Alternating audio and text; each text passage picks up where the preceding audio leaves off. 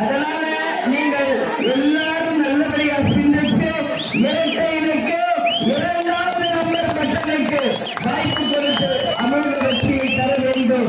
உங்கள் குரலாக அன்பு சகோதரர் சேவியர் தாசே டெல்லியில்